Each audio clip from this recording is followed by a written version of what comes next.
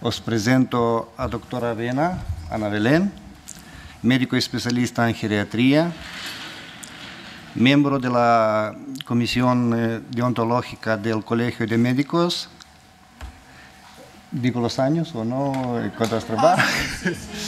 16 años en el Servicio de Geriatría y Gestión de Servicios Sanitarios. Desde 2008 trabaja en la UFIS de Geriatría de Urgencias del Hospital Universidad de Vilanova. Buenos días. Lo primero, me toca jugar con la más fea porque no soy el doctor Viladrén. No he sido presidente del Colegio de Médicos Catalán ni de Barcelona. No soy especialista en medicina interna. Y no les voy a hablar de nada de lo que pone en el programa. Así que... Y soy la última, con lo cual todo el mundo lleva todo el día escuchando a todo el mundo. Probablemente me repetiré de algo de lo que han dicho mis compañeras, que me excuso porque vengo del Arnao y no he podido escucharlas, excepto a la última doctora. Y lo que yo les intentaré dar es una visión real del día a día con los problemas que nos encontramos, la gente que estamos en la línea de batalla, cuando tenemos pacientes geriátricos y tenemos que tomar toma de decisiones, cuando, como la doctora anterior explicaba, una familia piensa A y otra piensa B, cuando, como veremos, las enfermedades no oncológicas, en ningún lado está escrito cuándo realmente son enfermedades paliativas o no, y cuando muchas veces trabajamos con el sentido común y el apoyo de los compañeros. La doctora anterior hablaba de que hay que planificar y yo creo que la vida nos pasamos el día planificando y la vida va pasando y cuando queremos hacer un plan ya se nos ha pasado porque como ha pasado tan deprisa, todo el mundo planifica y cuando queremos hacer el plan, pues mira, el plan ya no sirve. Y hace poco un paciente yo trabajo en la UFIS de urgencias, que es un sitio donde se ve el corazón de los pacientes y de las familias, donde estás en una situación que alguien que se supone que es tu médico y que espero que realmente trabaje en equipo, porque yo soy una defensora del trabajo en equipo y creo que el trabajo en equipo es posible y necesario en el momento en el que estamos actual, te pones muy malo y alguien tiene que decidir hasta cuándo va a ser la intensidad del tratamiento y muchas veces tú, como profesional, necesitas hacer una valoración global con tu equipo y decidir qué es lo mejor de tu paciente.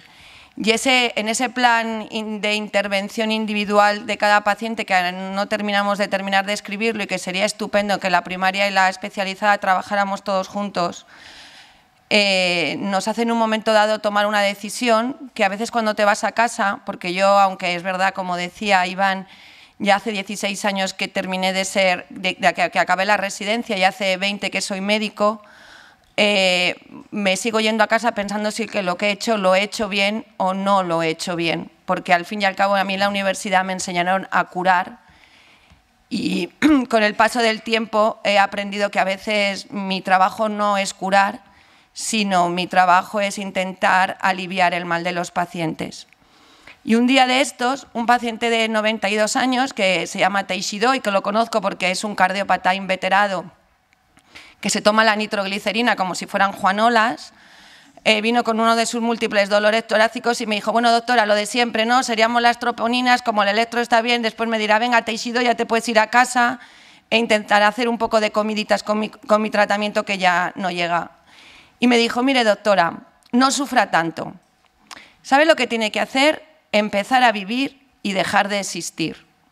Y esa frase que se me ha quedado grabada en la mente, me he dado cuenta que a veces intentamos que nuestros pacientes existan y no nos damos cuenta que lo que necesitan es vivir. Y cuando el doctor Canals me dijo que hiciera esta charla y la he cambiado, aunque no lo crean, 600 veces y seguro que he dejado la versión más pésima, porque esto siempre pasa, lo único que intenté transmitir es que a veces cuando nos entran dudas, los profesionales lo que tenemos que intentar ayudar a nuestros pacientes a vivir y a veces a no tanto a existir, que es lo que nos enseñaron a todos en la facultad. Por eso ayer cuando pensé, bueno, si les pego al final de la charla el primer subidón, pues voy a hacer una portada chula y así por lo menos mantengo la tensión, porque claro, después desde las 9 a ahora que es la 1, si no mantienes la tensión, pues la gente se aburre, aquí hace un calor que pela, la verdad, y todo el mundo ha de tener mucho hambre. Y entonces empecé a buscar en internet cuántas películas, justo había visto con mi hija la de Intocable este fin de semana, y empecé a mirar en internet qué películas había que hablaran de los pacientes crónicos y la toma de decisiones. Y la verdad es que encontré tantas que no sabía cuál poner. De todas las que ustedes ven en la pantalla, yo que fui una chica que estudié en el Liceo Francés, me encanta la de Amour, que es la final de todo, que es una historia de cuando sigues viviendo con una persona que sigue teniendo el mismo aspecto que tienes cuando le conociste, una persona que te dio la vida pero que ha perdido la memoria, ¿no? Yo siempre digo que las enfermedades oncológicas son muy duras, pero que las enfermedades, la demencia, son de las enfermedades más duras que conozco, porque la persona que tienes al lado te recuerda a la que tú conocías, porque el Alzheimer hasta en las fases finales no te estropea la corporabilidad, pero aquella persona que te quería o aquella persona que había estado contigo en un camino de vida deja de ser la que era, y cuando te mira a los ojos y te dice tú quién eres, esto yo creo que puede partirle el alma a cualquiera que esté a tu lado, ¿no? Por eso es la reflexión, que siempre cuando hacemos una charla terminamos con las conclusiones, pues yo empiezo con las conclusiones. Cuando tengáis dudas a la hora del abordaje de los pacientes y decidáis qué tratamiento poner, tanto enfermería como los asistentes sociales, como las auxiliares, como los celadores, como todos los que trabajamos con este grupo de pacientes, pensar que nuestros pacientes deben vivir y no tanto existir. Y una vez, pues no os creáis que también, busqué esta frase que me encantó. Morir más pronto o más tarde no es la cuestión. Morir bien o mal, esta es la verdadera cuestión. Y así como no siempre es mejor la vida más larga, así resulta siempre peor la muerte que más se prolonga. Y yo creo que con esto empezaré mi charla. ¿Qué situación tenemos actualmente? Actualmente tenemos que cada vez vivimos más, cada vez tenemos más enfermedades y cada vez estas enfermedades se muestran más crónicas y son más agresivas, no por la enfermedad en sí, sino porque la evolución va haciendo más estragos en cada uno de los pacientes. Morimos más lentamente porque la medicina ha hecho que enfermedades de órgano duren más tiempo, y esto hace que no solamente acumulemos la propia enfermedad, que es más severa, sino la multimorbilidad. La multimorbilidad es que aquel paciente que es un EPOC y que termina su vida con oxígeno domiciliario, como dura mucho más, le da mucho más tiempo a tener un ictus, a tener un aneo de próstata o a que su riñón empiece a fallar. Es decir, que hace 20 años se moría con su oxígeno y con una insuficiencia respiratoria, pero ahora, como su vida se prolonga, en su saco de enfermedades montan mucha más gente. ¿Qué propone la OMS? La OMS dice que entre las enfermedades crónicas lo importante o lo más importante es a corto plazo intentar disminuir los síntomas y a largo plazo intentar disminuir las comorbilidades. Pero en este esquema que publica se les olvida una cosa, que llega un momento donde tenemos que concienciarnos que los enfermos crónicos necesitan los cuidados paliativos y que lo que necesitan no es esperar a dar estos cuidados paliativos al final, en el momento de la agonía de la enfermedad, sino, como luego veremos, hay un momento dado donde deberíamos dejar de hacer una terapia tan intensiva y valorar una terapia mucho más sintomatológica. ¿Qué prioridades tiene la salud pública en este momento? La salud pública se encuentra con el envejecimiento de la población, se encuentra con que hay un cambio epidemiológico de la enfermedad. Hace 50 años las enfermedades más terribles o más temibles eran las enfermedades infecciosas, aparecían nuevos gérmenes, los antibióticos no estaban desarrollados y la gente se moría de esto.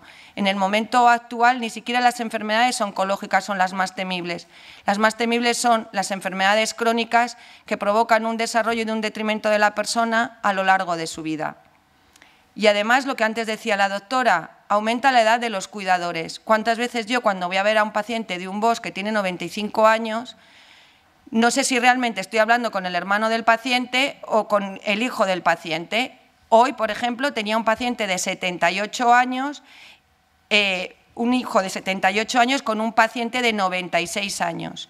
¿Cómo le iba a explicar yo al hijo cómo tiene que hacer los cambios posturales para que su padre no se ulcere Intentar que no se atragante por la disfagia y que haga un control estricto de la diabetes, si apenas se puede tomar él su medicación. Pues esa es la realidad social que tenemos en este momento. Y además, a esa realidad social, ¿qué le añadimos? Pues los problemas financieros que tenemos en el momento actual, que hacen que la cobertura social de los pacientes y de su voltán no sea la más idónea, no porque no queramos, sino porque realmente no podemos. Y como antes decía la ponente anterior, muchas veces las familias están viviendo de las pensiones de los pacientes y cuando van a urgencias y le dicen, mire, yo creo que era mucho mejor un tratamiento pues para la calidad, para controlar el dolor, para que no se ahogue, y te dice, que es por viejo, usted no le va a dar un tratamiento a mi padre. Y cuando rascas te das cuenta que el sentimiento probablemente sea bueno o malo, porque esto nunca se puede juzgar, pero hay 8 personas que están viviendo de la pensión de la abuela, que es segura todos los meses. Y esto no es criticable. Nos ponemos en la cuestión de eutanasia sí, eutanasia no. Esto no nos parece, no nos altera nuestra moral si tenemos que discutirlo, pero todo el mundo se echa los brazos a la cabeza cuando dicen, claro, es que viven del abuelo. Bueno, es que viven del abuelo, es que es la realidad social que tenemos. Y gracias a Dios que viven del abuelo, porque a lo mejor si no vivieran del abuelo, esos nietos ¿de qué iban a comer? ¿Es realmente eso tan punible? ¿Es éticamente eso para tirarnos todos y rompernos las vestiduras? ¿Por qué no hacemos una introspección y pensamos por qué esta familia termina viviendo del abuelo? A lo mejor no es problema de la familia, sino es problema de la red que tenemos a nuestro alrededor. Esta es una primera cuestión, porque la doble moral, no sé por qué, últimamente vive mucho a nuestro lado. Y yo que, como decía mi madre, nunca llegaré a diplomática porque tengo la boca muy grande, física, anatómica y real, creo que la doble moral no sirve en nuestro medio a la hora de trabajar. No podemos pedirles a las familias que hagan cosas que no pueden hacer, no podemos pedirles a las familias que entiendan conceptos como la solidaridad, la eutanasia, la buena calidad del paciente, el confort, cuando a lo mejor comen una vez al día de la pensión del abuelo. Esto es una realidad como tal. ¿Y cuál es nuestra situación actual? Nuestra situación actual es que hay un alto número de fallecimientos y que el alto número de fallecimientos no solamente son de las enfermedades oncológicas a las que todo el mundo le tiene mucho miedo, sino también a las enfermedades médicas no neoplásicas. Cuando tú estás hablando con una familia y le dices, mire, tiene un infarto, que la cosa está fatal y que yo no sé si va a poder aguantar ese corazón, la cara que te ponen no es la misma que cuando le dicen, mire, que le he hecho una eco y tiene un colangiocarcinoma. Parece que las enfermedades crónicas, las familias no entienden tanto que cuando tú tienes una insuficiencia cardíaca, esto es una enfermedad crónica para toda la vida y que el final va a estar ahí, igual que probablemente las enfermedades oncológicas que las diagnosticas cuando están muy extendidas. Y ese miedo o esa situación a la hora de poner un tratamiento también nos pasa a los profesionales. Parece que cuando tenemos un paciente, y sobre todo en la urgencia, con una neo y metástasis, y viene en una situación de últimos días o una situación más agónica, a la hora de poner un tratamiento más paliativo, parece que no tenemos tanto miedo como a la hora de que viene un infarto agudo de miocardio en un estadio 4 de insuficiencia cardíaca y el profesional pues todavía le pone la dopamina, la dobutamina, la noradrenalina porque aquello todavía nos da un poco de resquemor, ¿no? Claro, y es que como luego veremos es el problema que tenemos, que probablemente no hay una instrucción clara de cuando una enfermedad de órgano tiene una expectativa de vida más corta que cuando una enfermedad de órgano llega un momento que nosotros tenemos que hacer un tratamiento sintomático y no tan agresivo.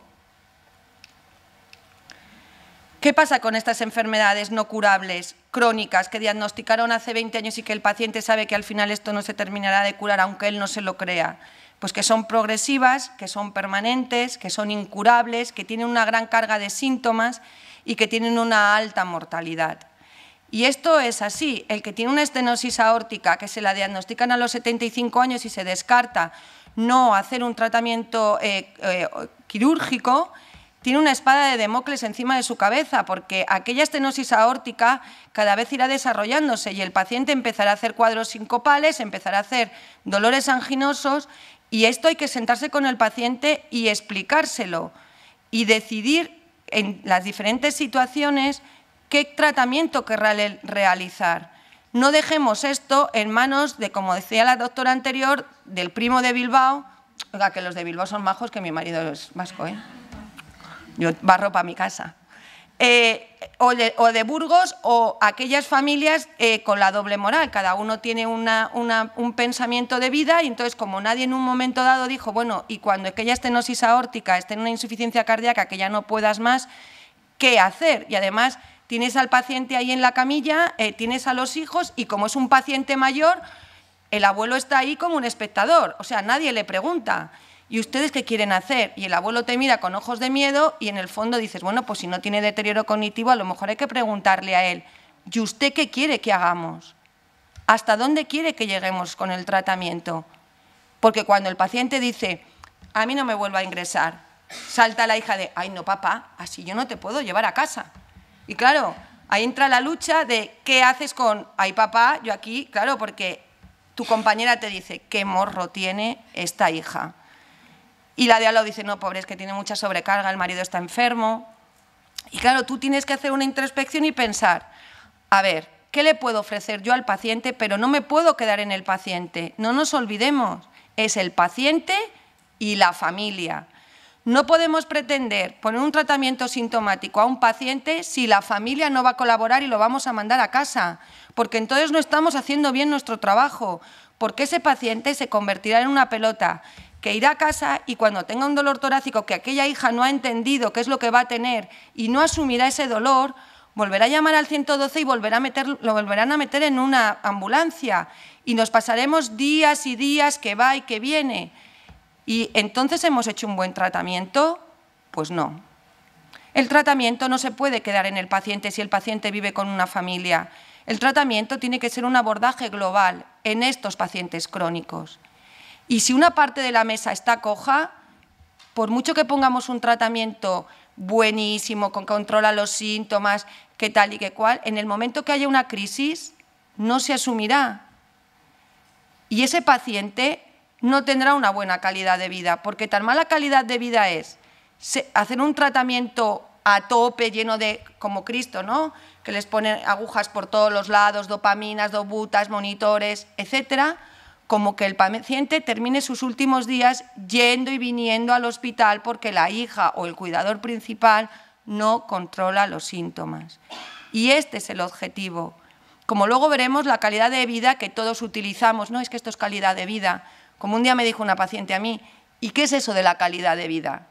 Porque para mi madre la calidad de vida era estar sentada en la silla y que mi padre viniera a las 10 de la noche. Y para mí, doctora, la calidad de vida es ver a mis nietos todos los días. No me hable de calidad de vida, porque mi calidad de vida seguro que no es igual que la suya.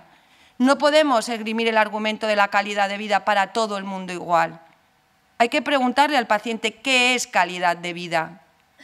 No la calidad de vida general, su calidad de vida, que es lo que nosotros, en el fondo, queremos aplicar a un paciente donde el tratamiento curativo ha desaparecido.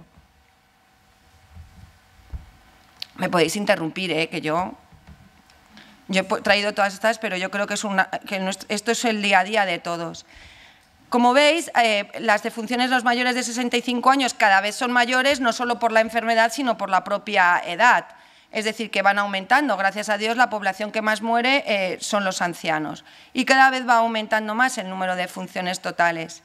Pero, por otro lado, la medicina ha evolucionado tanto que tenemos mejores tratamientos para los procesos agudos, hacemos que se alargue la expectativa de vida de las enfermedades crónicas, aumentamos la esperanza de vida de nuestros enfermos con enfermedades crónicas, aumentamos la supervivencia y, por tanto, aumentamos la expectativa de vida, la supervivencia y el número de problemas de los pacientes ancianos con estas enfermedades crónicas. ¿Y qué enfermedades crónicas tenemos? Pues todas las de los órganos de la economía, como luego veremos, las cardíacas, las respiratorias, las hepáticas, las neurológicas. que además a las cuales se les añade el criterio de fragilidad y comorbilidad, que lo dejo aparcado porque luego hablaré de ellos. Y además las enfermedades neurológicas degenerativas. Y no nos podemos olvidar del SIDA. Y no nos podemos olvidar del SIDA porque tenemos que hacer una reflexión. Nuestra población se ha incrementado mucho con la población inmigrante y muchos de nuestros inmigrantes tienen el SIDA. Y estos inmigrantes se hacen también mayores y no todos vuelven otra vez a su país. Es decir, que de aquí a 10 años tendremos enfermos mayores de 65 años con un nuevo brote de SIDA o de enfermedades secundarias a sus países, como puede ser el Chagas, con enfermedades cardíacas secundarias y patologías crónicas, o con enfermos que han tenido malarias de repetición y que a nivel hematológico les ha dejado un input. Y son enfermedades que tendremos que empezar a conocer y que son enfermedades crónicas que van a también aparecer, porque la población inmigrante, como decía antes mi compañera, la sanidad es universal para todos, muchos se quedan y muchos son los que trabajan en nuestro país en una serie de trabajos que antes nadie quería hacer y que ahora mucha gente querría realizarlos porque el índice de paro es muy importante. Con lo cual, reflexionemos sobre estas nuevas patologías crónicas que tendremos un repunte en no muy tarde y que tendremos que conocerlas y que no sabemos cómo van a acabar, porque evidentemente hasta ahora no teníamos tantos enfermos de este tipo. Si ustedes miran esta tabla que se la traje porque a mí me sorprendió mucho, vemos las causas, cómo han ido cambiando o cómo irán cambiando las causas de éxitus de nuestros pacientes en el año 2020 respecto al 1990. La enfermedad cardíaca sigue siendo la primera, la cardiopatía isquémica, sigue seguida por los accidentes cerebrovasculares, cambian los pacientes EPOC, cambian las enfermedades infecciosas y el cáncer de pulmón se considerará que será la quinta enfermedad de muerte, la quinta causa de muerte en el 2020. Y esto es por una causa muy importante, porque antes fumaba fundamentalmente la población masculina y ahora no solamente fuma la población masculina, sino incluso más la población femenina. Y ahora el repunte de esos efectos del tabaco aparecerán a partir del 2020. Y yo abajo pondría también otra, que a veces se nos olvida, la cantidad de tóxicos que consumen nuestros jóvenes, que terminarán dándonos enfermedades no solamente secundarias al alcohol, sino secundarias a las drogas de diseño y probablemente problemas mentales que ahora no tenemos controlados porque no estamos viendo los efectos secundarios. Cuando uno piensa en la evolución de la enfermedad, hay 4 tipos de evolución de enfermedad. La muerte súbita de un paciente, es decir, tú estás bien y de repente tienes una muerte súbita normalmente por arritmias cardíacas, que esto es mucho más frecuente en gente joven. Los pacientes normalmente mueren fuera del hospital porque no da tiempo a que consulten por ello y la mayoría son varones. Las enfermedades oncológicas, que normalmente no hay diferencia de sexo, el 60% de las muertes son mayores de 75 años y en un 50% utilizarán un recurso paliativo. Y por último, las enfermedades geriátricas, las enfermedades de órgano, que lo que se caracterizan son porque los pacientes van haciendo bajadas y subidas, que son los ingresos hospitalarios o los declives en un momento dado de su enfermedad, hasta que al final llegas al final de la enfermedad y no te recuperas de una nueva agudización.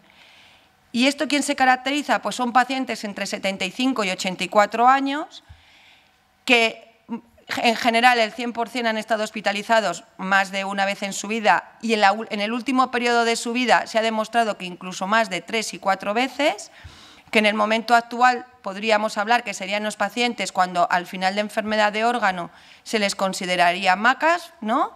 Enfermos con enfermedades crónicas al final de la enfermedad, con aquel test del Nepal positivo y negativo, que yo nunca sé si decir si sí o no, porque no he encontrado todavía la llave que me ayude a poder decidir si pienso si es un Nepal positivo o no es un Nepal negativo, y lo intento. Y que además es difícil, por eso es difícil decir Nepal positivo en esto, porque es difícil determinar su supervivencia y además son un gran consumidor de recursos. Y no solamente de recursos hospitalarios, de recursos sociales, de recursos personales, de recursos. Porque cuando hablamos de recursos de estos pacientes crónicos que acuden a los hospitales, nos olvidamos de la parte personal de esos recursos, los recursos de la vida de los hijos que les cuidan, la hipoteca personal de quien decide cuidar a sus padres, con el input que eso supone, porque ¿cuántos de vosotros que trabajáis en la primaria veis un montón de veces a los hijos de los cuidadores por síndromes depresivos, por ansiedad, por sensación de estar insatisfechos? No nos podemos olvidar que cuando tú cuidas a un hijo o cuidas a un niño, todo lo que tú haces va progresando, le enseñas a escribir, le enseñas a leer, le enseñas a andar. Luego cuando llega la preadolescencia o la adolescencia, que ahora cada vez es más rápida, porque yo con 14 años me acuerdo que jugaba con una muñeca y ahora tengo una hija de 11, que vamos, las muñecas ni se acuerda cuándo han existido en su vida, claro, tú les vas enseñando y eso es una satisfacción personal. Tú cuando tienes a alguien a tu lado que le enseñas, te gusta ver cómo se va desarrollando, pero cuando los cuidadores tienen a sus padres al lado, muy pocas veces tienen una palabra de aliento o muy pocas veces ven que lo que van haciendo va teniendo un resultado y es difícil mantener una estabilidad emocional a la hora de cuidarlos. Y esto tenemos que tenerlo en cuenta, no es el paciente que se decide un planteamiento paliativo a la hora de tratarlo, sino también el cuidador de ese paciente y todo lo que rodea a ese paciente, ¿no? Cuando uno tiene una enfermedad de final o fallo de órgano, pues primero aparecen los factores de riesgo. Tú eres un fumador, tus padres han sido hipertensos y se supone que desarrollarás una hipertensión, pero siempre piensas que a ti no te va a pasar, ¿no? Después tienes la fase preclínica. No hay síntomas y como cuando uno no hay síntomas y te dicen que tienes factor de riesgo, pues no te asustas, cierras los ojos y dices, ¿por qué me va a tocar a mí si no me va a tocar, ¿no? Luego aparece la fase clínica y la fase clínica es cuando aparecen los síntomas y uno ya se serena y dice, bueno, ahora me voy a portar lo mejor que pueda. Pero esa enfermedad, a pesar de que te portas bien, no nos podemos olvidar que sigue avanzando. Y cuando sigue avanzando llega un momento que el tratamiento a tope, el tratamiento activo no es curativo y uno pues tiene que hacer ese proceso de transición. Y en este proceso de transición que intervienen muchos actores, no todos los actores están dispuestos a trabajar en el mismo momento de la película. ¿Y qué actores intervienen? Pues interviene el paciente, que tiene que estar absolutamente, tiene que tener claro que su enfermedad ya no da para más y que hay que pasar a tratar de manera sintomatológica. Está la familia del paciente, si es que realmente tiene un cuidador principal, que tiene que asumir que en este momento la estrategia terapéutica va a ser otra. Pero luego hay gente muy importante. Está el médico de atención primaria, que es el que realmente conoce al paciente y el que le ha seguido en esas fases de su enfermedad y el que ha intentado hacer todos los cambios posibles en el tratamiento para mejorarlo, a veces con más éxito y otras veces con menos éxito, pero luego está el elemento distorsionador, el especialista. El especialista que tiene que hacer un ejercicio de humildad y decir que aquel tratamiento que puso pues ya no está siendo efectivo y que cambiar o saltar al último tratamiento que ha aparecido en el New England a lo mejor no es lo que necesita este paciente. Y esto es duro, y es duro para todos.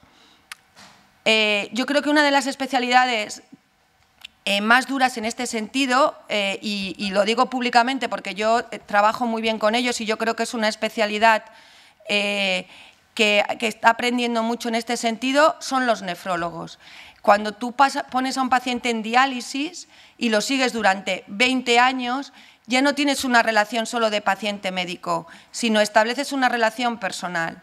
Y cuando un profesional establece una relación personal con un paciente, ya no tiene la objetividad de decidir retirar un tratamiento como es la diálisis, porque retirar un tratamiento como la diálisis tiene un significado muy claro, una expectativa de vida a menos de 3 meses. Y ese ejercicio de reflexionar cuando retiro una diálisis a un paciente en una enfermedad crónica, que es un tratamiento, dejar de hacer un tratamiento activo para pasar a un tratamiento paliativo, es un acto de, uno, conocer muy bien una enfermedad para saber cuándo la enfermedad ya no da más. Dos, asumir que tu tratamiento activo ya ha llegado y que el paciente pasa a manos de otra persona que lo ha ido siguiendo. Y tres, sentarte delante del paciente y delante de la familia y decir, miren, la cosa ya no da para más. Porque en el momento que estamos actualmente, muchas familias te dicen, ah, claro, no le hace la diálisis porque, claro, la ambulancia cuesta mucho, los viejos es lo que tienen, claro, es que ya es viejo y, claro, usted se lo retira y luego te mete la puñalada trapera de tantos años viéndonos y ahora usted va y me quita el tratamiento. Esto, los médicos no estamos siempre preparados para decidir lo dejo. Yo siempre digo a mis residentes que es muchísimo más fácil poner un tratamiento a un paciente que decidir no ponerlo. Porque tú, en Internet ahora, yo cuando hacía guardias iba con un carrito de la compra con 50 libros por si me daba miedo de alguna patología que venía y no sabía cómo tratarla. Ahora Internet, si tú sabes que tiene una neumonía, pones neumonía y te sale el protocolo.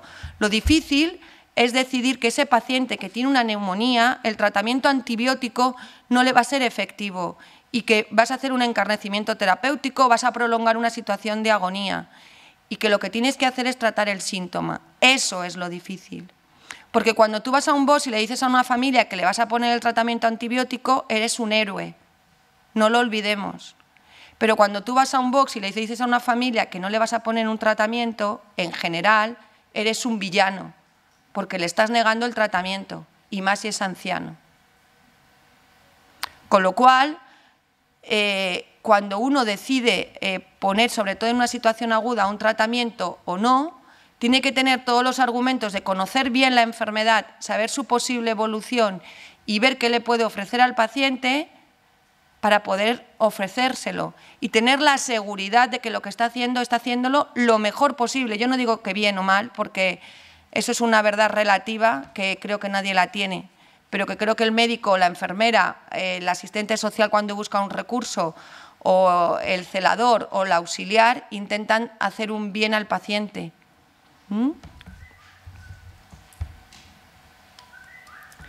Por eso, cuando uno decide ya este proceso de transición, ¿no?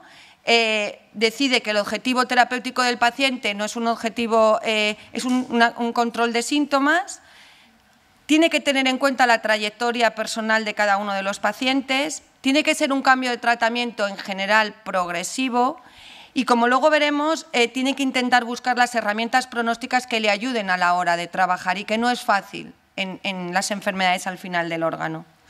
Yo creo que esto sería el esquema en el que nosotros nos enfrentamos cuando vamos a ver a un paciente que tiene una enfermedad crónica con una evolución. Al principio está el paciente y la familia, que hacemos un tratamiento para intentar alargar su vida. Después decidimos un tratamiento paliativo y, por último, no nos olvidemos, cuando el paciente fallece, ahí no acaba nuestro trabajo.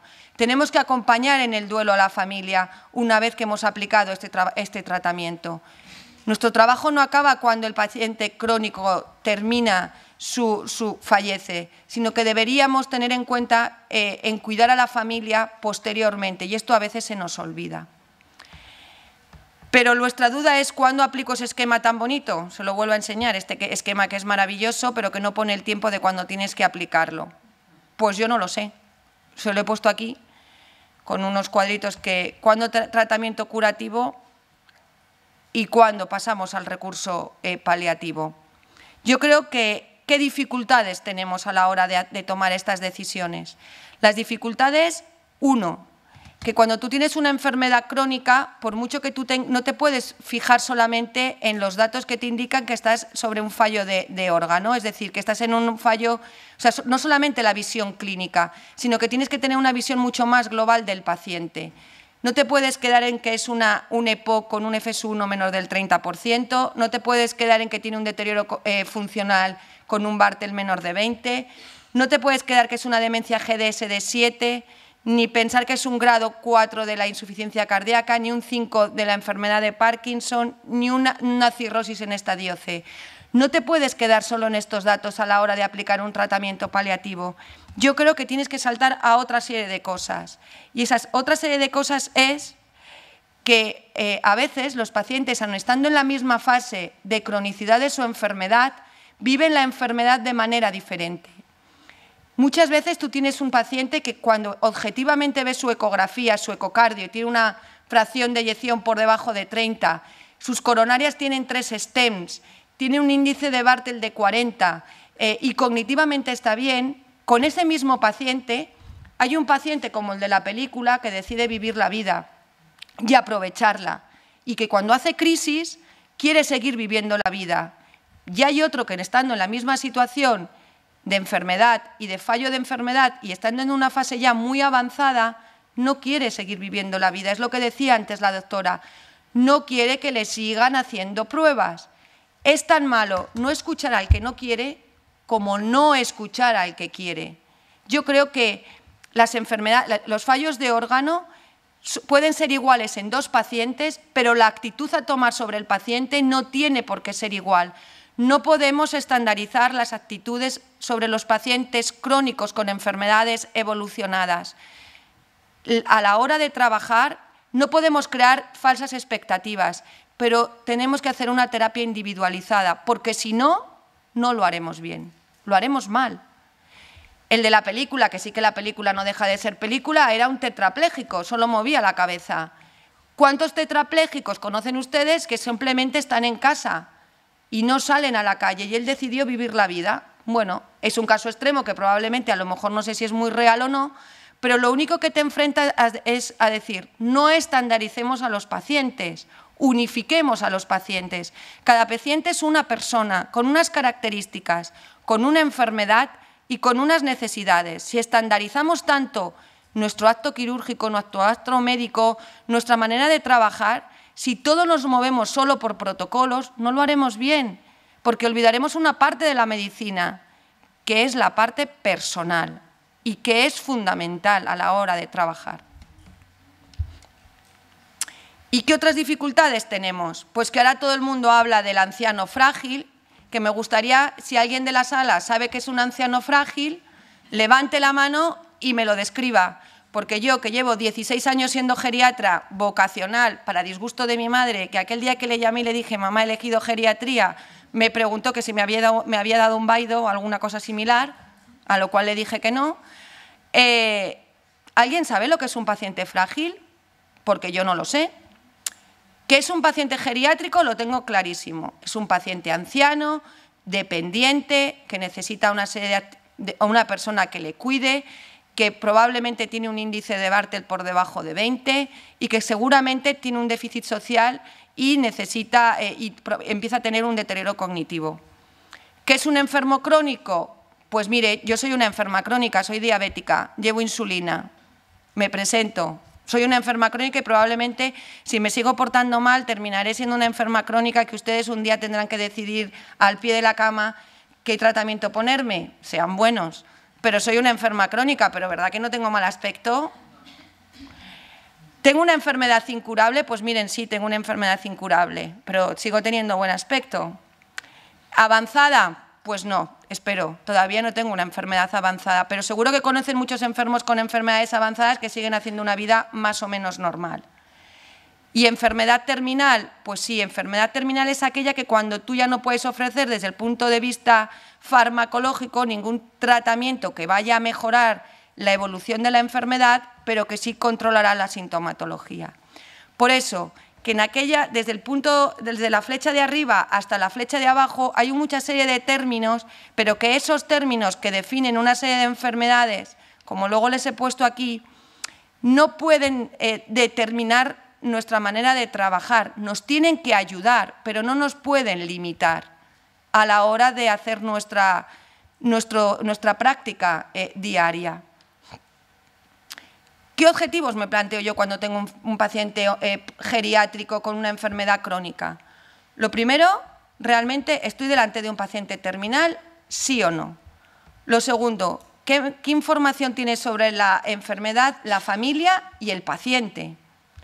Lo tercero, ¿cómo puedo conseguir controlar bien sus síntomas? Lo cuarto, ¿qué haré cuando aparezcan las complicaciones? Y lo quinto, he hablado con ese paciente si cuando llegan las complicaciones retiraremos o no el tratamiento y qué voy a aplicarle a él. Probablemente en mi situación, que yo ahora no hago consulta y que no veo todos los días a los pacientes, sea una situación más delicada a la hora de hacerme este planteamiento. Pero ustedes, que trabajan los que están en la primaria, los que están en el sociosanitario, que ven de manera continua a los pacientes, sí que se pueden hacer este planteamiento a la hora de su abordaje. El Comité de Ética de la Sociedad Americana de Geriatría dice que lo fundamental cuando uno está en los cuidados al final de la vida es hacerse estos 3 bloques y estos 3 planteamientos. Calidad del control de los síntomas físicos y emocionales, mantener la funcionalidad y la autonomía del paciente, valorar los aspectos pronósticos, planificar por adelantado. A mí lo de la planificación cada día me pone más enferma, porque es que es lo que les digo, que a veces planificamos, la vida se pasa y de tanto planificar, cuando queremos poner el plan ya se nos ha pasado para lo que planificamos. Pero bueno, valorar la carga familiar creo que es fundamental, satisfacer no solamente al paciente, sino también a la familia, ¿vale? Y asegurar la continuidad de cuidados. No podemos pretender poner un plan de tratamiento estupendo en un paciente que se va del hospital y no contar con los compañeros de la primaria que lo van a seguir, porque si no, no habremos hecho un plan de tratamiento adecuado. En el hospital, el paciente está en tu medio. En casa, el profesional va a su medio. Y esto es una barrera fundamental. Lo que el paciente te dice que sí en casa del médico, no te dice que sí en su casa. Y esto hay que trabajarlo. Después, el grado de agresividad y dónde quiere fallecer. Y lo fundamental que creo que no hacemos es la atención al duelo. Una familia que ha tratado y cuidado a un paciente crónico no oncológico durante mucho tiempo, cuando el paciente fallece, ¿ustedes piensan que muchos se quedan aliviados? Pues sí, a lo mejor se quedan aliviados, pero cuando has estado cuidando durante 5 años con una rutina a un paciente día y noche, te has olvidado de vivir. Y cuando te olvidas de vivir, volver a aprender a vivir es difícil, porque tu objetivo de la vida era cuidar a ese paciente. Cuando dejas de cuidarlo, tú es como cuando te casas con una persona y crees que va a ser para toda la vida. Y de repente esa persona o tú decides romper esa relación. Y claro, en el cuarto de baño en tu casa se ponían así la pasta de dientes y ahora de repente nadie te dice, cariño, que no has dejado o que no has cerrado la pasta de dientes. Y tú, uy, si yo ya estaba acostumbrada a que todos los días me dijeran que la cerrase. Pues ese vacío se tiene que rellenar otra vez y a veces no nos acordamos de los cuidadores.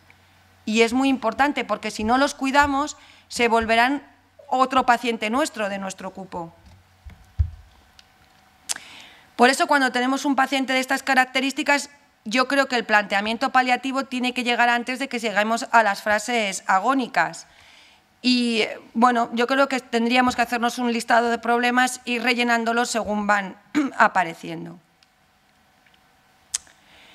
La doctora antes, cuando hablaba, decía lo del equipo, ¿no? Que cuando alguien te va a ver y te ven 3 profesionales y te dicen lo comentaremos con el equipo, a ella le entraban como tembleques, tipo bacteriemia, del equipo, ¿quién es el equipo? Desde hace 8 años trabajo con un mismo equipo y yo creo que el equipo es fundamental en la toma de decisiones. Lo primero porque a veces cuando haces medicina, claro, yo hablo desde el punto de vista de medicina y me imagino que la enfermería o las asistentes sociales también tendrán desde su punto de vista esa valoración. Uno cuando es estudiante y hace medicina, los amigos de tus padres les dan en el brazo y le dicen, médico, qué suerte, qué buena chica, qué estudiosa, ¿no? Y tú sonríes, ¿no? Y le miras a tus hermanos y dices, he conseguido la nota y he hecho medicina. Luego haces la carrera y apruebas el MIR y dices, y he aprobado una especialidad, es médico, qué estupendo. Y de repente te cuelgas el fonendo y una bata blanca y ves a los R1s cuando van por el hospital como diciendo, somos médicos, estupendo, qué categoría, qué importante. Y te das cuenta que un médico solo no hace nada, no puede tratar a un paciente, necesita de un montón de gente a tu lado. Y necesita que alguien de vez en cuando te baje y te diga, que eres médico, pero no Dios. Claro, tranquilo. O escucha, que no te has dado cuenta que no solamente está esta hija que te está hablando, que hay otra en la habitación que es más chiquitita, que está más callada y que a veces cuando tú le estás explicando una cosa, la hija más apañada está poniendo caras que a lo mejor hay que tenerla en cuenta. O te dice, ¿por qué no le has hablado al paciente si no tiene deterioro cognitivo? Que le estás hablando todo a los hijos. O la asistente social te dice, oye, maja, que muy bien lo de mandarle a casa, pero tú no les has preguntado lo que tienen allí. Quiero decir, eso es trabajar en equipo. Trabajar en equipo es que uno valora desde el punto de vista médico un paciente, pero necesita de sus compañeros que le ayudan desde el punto de vista de la enfermería y desde el punto de vista del trabajo social para ver cuál es el sitio más idóneo, cuáles son los cuidados de enfermería más importantes, porque el problema médico no es solo a la hora de valorar al paciente, sino los 3 estamentos, que te ayuda a ver lo que es la enfermedad y el grado de la evolución de la misma, que te ayuda a valorar cuál es el estadio funcional y cognitivo del paciente, que te ayuda a ver cómo son las últimas sobreagudizaciones que ha tenido y que te ayuda a ver cuál es el deseo y las metas que tienes con cada uno de los pacientes, pero de manera individual, pero no tú sola, en equipo. Y si ese equipo no solamente se queda o en atención primaria o en el hospital o en la atención domiciliaria con el equipo PADES, que nosotros tenemos suerte, o con los sociosanitarios, sino que consigues unir el jeroglífico, probablemente nuestro trabajo será muchísimo mejor, no solamente para los pacientes y las familias, sino también para nosotros a la hora de aprender. Aquí les había traído unos resultados que me parece, los puse ayer por ponerlos, pero ahora me parecen tan poco relevantes a la hora de explicar lo que estamos explicando, que me los voy a pasar, sinceramente. ¿Qué conclusiones yo creo que podríamos sacar? 1, que hay que reconocer las necesidades de la población anciana en su etapa al final de la vida. 2, que deberíamos desarrollar estrategias de atención no de manera individual cada uno en el territorio que se mueve, sino de manera conjunta. 3, que habría que formar a los profesionales en los cuidados paliativos, pero no tanto a los profesionales de la primaria, que yo creo que son unos batalladores y unos defensores, sino más a la gente que se mueve en los hospitales, para que aprendan a decidir cuándo tienen que consultar con el paleontólogo y cuándo el paciente ya está al final de su enfermedad, pero no al final, sino cuando la enfermedad está avanzando, para hacer un plan de actuación de manera conjunta, y que yo creo que es fundamental la coordinación del cuidado en los diferentes ámbitos. Y para acabar, encontré esta foto que me encantó, el que habla y el que escucha, y esta frase que decía que los pacientes tienen además sentimientos, por lo que al igual que cualquier otra persona, en situación de desamparo o en crisis, lo que tienen es necesidad de afecto.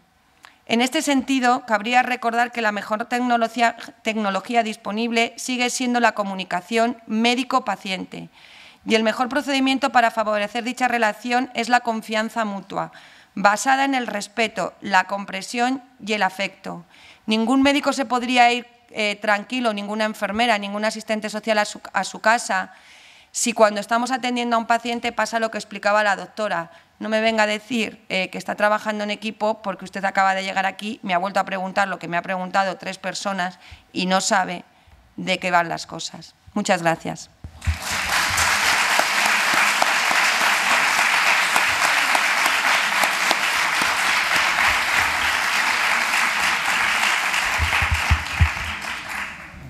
¿Alguna pregunta?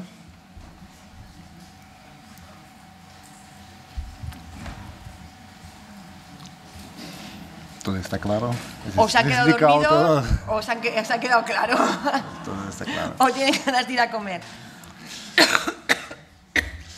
Yo le preguntaría si alguna diferencia hay en curas paliativas en oncología, en servicio de oncología y geriatría. ¿Hay diferencia?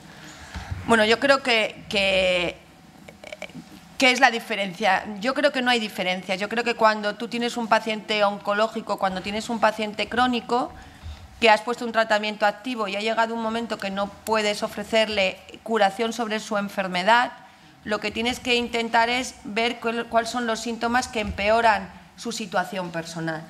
Y independientemente de esto, ofrecerles ese tratamiento. Probablemente al principio o al final el impacto de la enfermedad oncológica culturalmente es mayor que el impacto de la enfermedad como es una cardiopatía isquémica, como es un EPOC o como es un diabético evolucionado.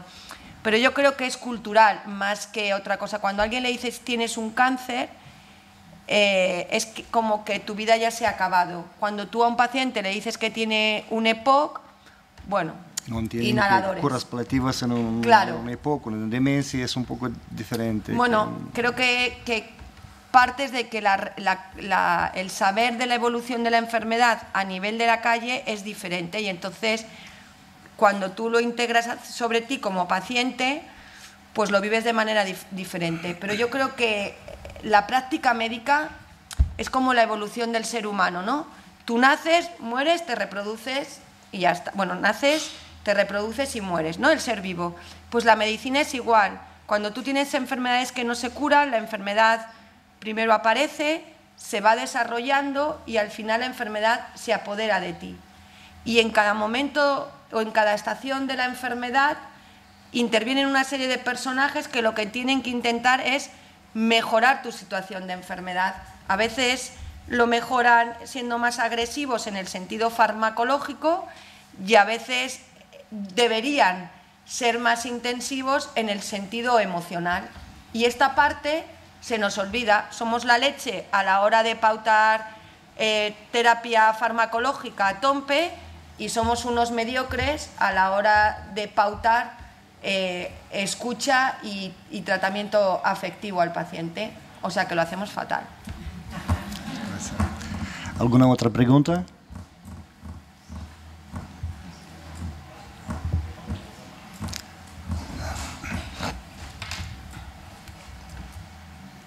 Pues muchas gracias, doctora, por su ponencia. Y al final, que como sé que de muchos de primaria, quería decir que sabemos que es difícil de controlar un paciente en curas paliativas en domicilio, por eso hay centros sociosanitarios como nuestro Llame d'Urgell. Podéis enviar pacientes, ponerse en contacto con directora médica doctora Camarasa o con asistente social Rebeca, así que esperamos a pacientes para ayudar a aliviar el sufrimiento. Gracias.